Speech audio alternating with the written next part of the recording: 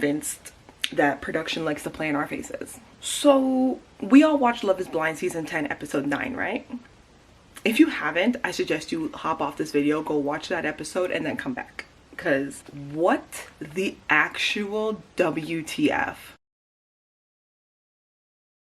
Hey, what's up you guys? Welcome back to my channel. It's your girl Taylor here. If you guys are new to my channel, hi, hello, welcome. Don't forget to hit subscribe down below and give this video a thumbs up. Oh child. Okay, I don't know where to begin other than Ohio? Love is Blind Ohio season 10. I had high hopes. I stopped watching Love is Blind after season 2 because nothing compared to season 1, and I saw all the drama from all the other seasons like unfold online, and I'm like, I'm not gonna invest myself in this. But I'm like, you know what, season 10, production must have learned something. Apparently they've learned nothing, because what the heck? What are we watching? Where are they picking these guys up from? Oh, I could actually tell you where they're picking them up from. According to my online digging and research, they're finding the men on LinkedIn. That's why a lot of them are in sales and in business. These men did not apply to be on the show. They were recruited. And I think that's your problem. It's because you're recruiting men that don't actually want to be married. Maybe Vic, Jordan, okay, hold on. Not all of them, but a good chunk of them, Alex, don't want to be married. Chris. The men are the disappointment. The women, not so much. We've had problematic women in the past. Even in season 1, we had a problematic woman. Season 10 is painting millennials in such a bad light. I'm embarrassed. I'm embarrassed for my generation. But I'm also seeing that, ladies, we're not crazy. And we wonder, oh my gosh, why do men of our generation not want to settle down? Why are they so, Like, we see it. We talk about it in our girl groups. We talk about it with, you know, female coworkers, female friends, whatever. And we keep wondering, like, is it us? This show has made me realize it's not us, ladies. It's them. It's truly them. They're delusional. And that's my little spiel. That's my little rant. Thank you for coming to my TED Talk. Let's get into the predictions I have for Love is Blind season 10. Obviously, I'm not going to talk about Jess and Chris because that's a no-go, as we know. Actually, no, I will talk about them at the end, though, because that needs to be discussed.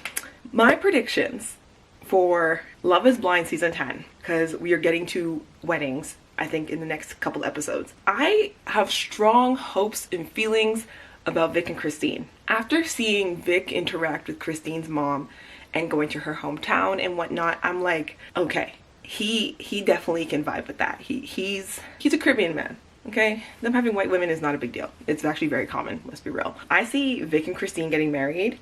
They give me Lauren and Cameron vibes from season 1. The faith aspect, the fact that they're not giving drama. They're kind of on the outskirts of everyone else's shit, and I love that for them because they don't need to be in all that. Let's be real. Their relationship is so golden, so pure, and I love seeing their love unfold on this TV show. Like, fingers crossed they get married, because if they don't get married, I'm going to lose faith in love, honestly, and that Love is Blind, because clearly it is for them. We just need one good couple. Honestly, we need one good couple every season, and they look like they're going to be that couple. Next, I have Amber and Jordan.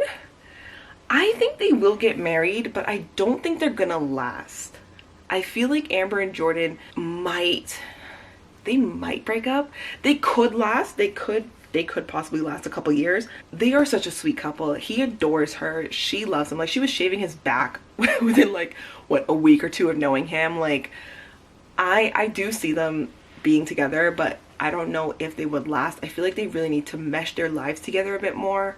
And obviously her daughter is a huge point in this whole relationship, where if her daughter doesn't like him, then it's not going to work, and she's going to put her daughter first, and she's put so much of her energy and time and life into creating an amazing life for her daughter. So if Jordan somehow screws with that, like schooling and where to live, I can see them not making it. Connor and Bree, I suspect Connor is going to say no to Bree. Is he going to say no at the altar, or is he going to say no beforehand? I hope and pray that he sees the light and sees the bullshit going on in front of him with Chris and Bree, that he says no to her before the altar. I am hoping that they never make it to the altar. Fingers crossed. And if they do make it to the altar, just say no. please, please say no, because this girl has been playing in your face. Okay, Brie has been talking about, I need a part 2. I need a part 3. Honey, do you want a part 4? Like, if you want Chris, just say so. You both kind of screwed up. You guys, I would have preferred Chris and Brie to have been a couple just to see how fucked up that relationship was going to be. Do I think Jess and Connor were a better match? No. They would have been a cute match, but it wouldn't have lasted. God, Connor, run for the hills. If you haven't run from her yet, please run. We're all seeing it, and we're actually all rooting for you, which is rare because usually the girlies don't root for the guys. But we see Brie as, ugh, so like, Connor, run. Mike and Emma, I don't see them lasting, honestly. I think they'll amicably split up. It's going to be a mutual decision between the both of them. Kids are going to be that pressure point, and she's not ready for kids, and he is. But that meeting with his family, mind you, he was very protective of Emma in front of his family. Like, he was just like, yo, chill, like, relax. Like, we talked about this. Like, he was very, like, protective. Like, I'm a blocker from all of this Italian rage that's about to come her way about not wanting a family. Yeah, it's a tough one. I feel like she knows that she needs to heal, and she needs to work through some trauma, and she needs to honestly figure out something with her family, because even her and her family aren't, there's a disconnect between them. I don't see it for them. I really do. I wish I did, because they both deserve love and support and protection, but I feel like he's protecting and shielding her more than she is doing anything for him, so I don't see them being together. Ashley and Alex, oh my god. Can we give a round of applause to Ashley's dad for cross-examining? Like, forget cross-examining. I'm almost certain this man did a background check. I'm sure the second that Ashley had her phone, she texted her father, this is his name, date of birth, where he lived, his mom's name, here's all the information, find out what you can. I'm almost certain that her father ran a background check on that man, and that's why he was asking all those questions and trying to examine him to figure out, will he lie? Because I'm sure the dad knows all the answers. I'm sure daddy did his due diligence. Even the brother was like, The mom was sitting there quiet like, I'm gonna trust my man. Like, her family's not feeling him. Something happened at that table where something clicked for Ashley, and she realized, I don't think this is the man for me. And my mom's the one that actually pointed that out to me. I was like, oh, her facial expression, her whole body language, everything just changed to Ashley. And then future scenes with them together, something just wasn't connecting with them. So I don't think they're gonna last, and I think she's gonna be the one to say no, and he's gonna cry because he's gonna be like, my meal ticket. There's just something is just not clicking there, and honestly, she deserves better. He needs to go to therapy. He's just a scheming liar. Something just isn't adding up. I want to know all the deets about him and Priyanka, because I caught that tea when Priyanka walked in and they're like, oh, who's that again? And he tried to play it off like, Priyanka? How would you know it's Priyanka? You can barely hear her voice because all the girls are screaming. Is it because you already knew her? Of course you did, because production had to pull you aside and be like, so how did you know that's Priyanka? If you guys didn't see each other in the pods, there's no way you remember her voice that easily. You know her? I love that production pulled him out and he had to confess like, yeah, I just wanted her to enjoy her time in the pod and the experience.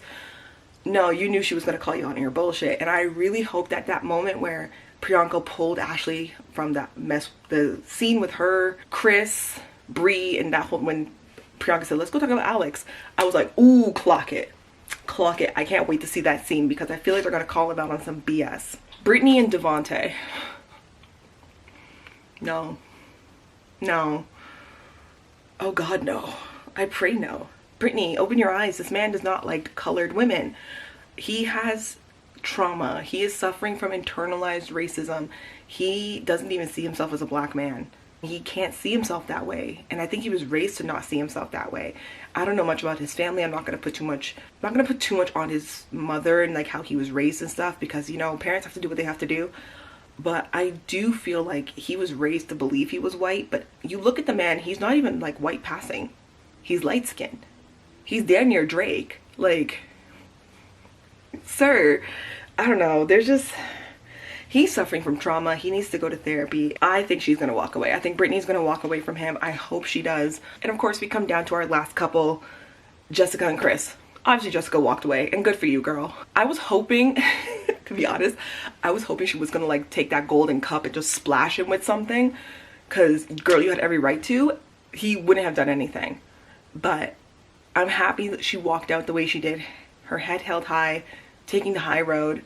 Good for her, because honestly, honey, you don't need that. You don't need that frat boy mess in your life.